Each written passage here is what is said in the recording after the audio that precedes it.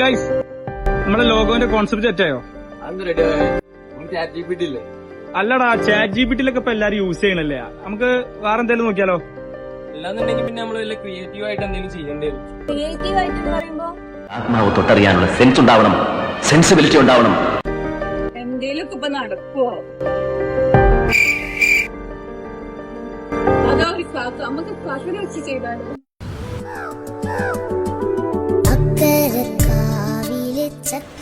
എടാ, നമ്മുടെ ലോഗോയുടെ concept set ആയിട്ടുണ്ട് കേട്ടോ. നമ്മളൊരു കാക്കനെ വെച്ച് ചെയ്യാൻ കേട്ടോ പ്ലാന്. ഇതെന്താ നിങ്ങൾ പറയുന്നത്? കാക്ക ലോഗോ ചെയ്യാനോ? ഏത് സുലൈമാൻ കാക്കന്റെ കാര്യമാണോ പറയുന്നത്? என்ன சொன்ன? 7 நாள்ல என்ன முடிக்கிறியா? கொஞ்சம் பாரு.